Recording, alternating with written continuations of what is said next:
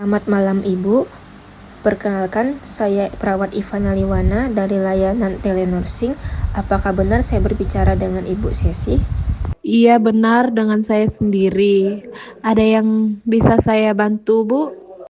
Baik, terima kasih Ibu.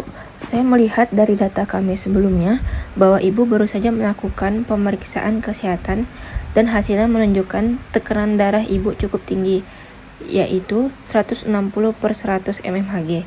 Kami ingin menindaklanjuti dan memberikan edukasi mengenai kondisi ini.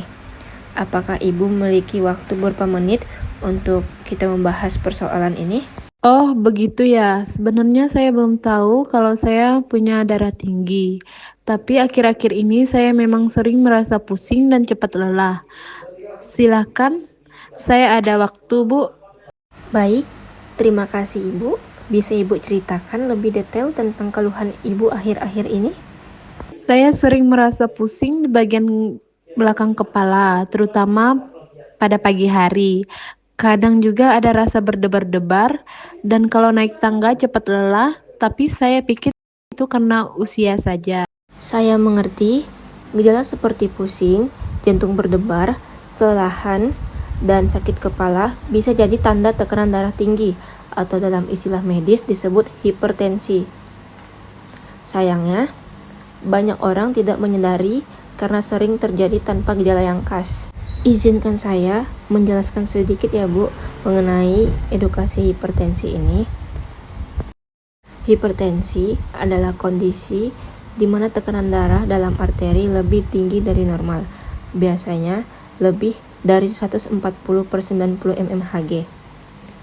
Jika dibiarkan, bisa menyebabkan komplikasi serius seperti stroke, serangan jantung, gagal ginjal, gangguan penglihatan.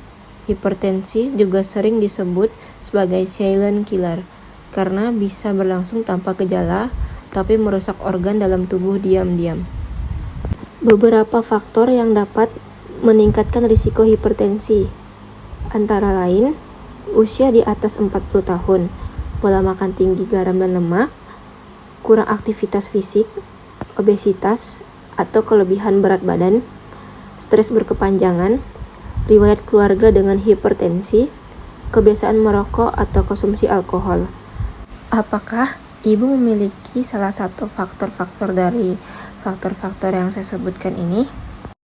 Mungkin iya ya, saya jarang olahraga dan suka makanan asin. Terkadang saya juga stres karena pekerjaan. Ibu tidak sendiri, banyak orang mengalami hal yang sama.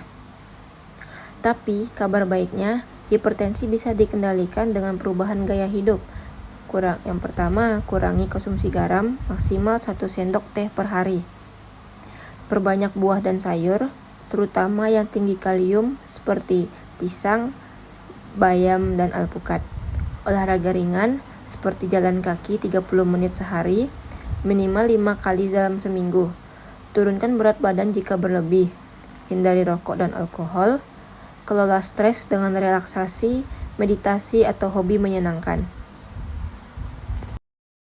Dalam beberapa kasus, dokter mungkin akan meresepkan obat antihipertensi, tapi obat akan efektif jika dikombinasikan dengan perubahan gaya hidup tadi.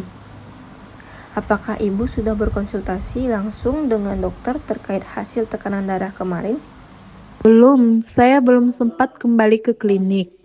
Baik, saya sarankan untuk membuat janji temu dengan dokter secepatnya, agar bisa dilakukan pemeriksaan lanjutan dan penilaian apakah perlu obat atau tidak. Apakah ada pertanyaan, Bu? Tidak ada, penjelasannya sudah sangat jelas. Terima kasih banyak ya, Bu Perawat. Sama-sama, Bu. Kami akan mengirimkan ringkasan edukasi ini melalui WhatsApp atau email ya. Jangan ragu menghubungi layanan kami jika ada yang ingin ditanyakan lagi. Semoga sehat selalu.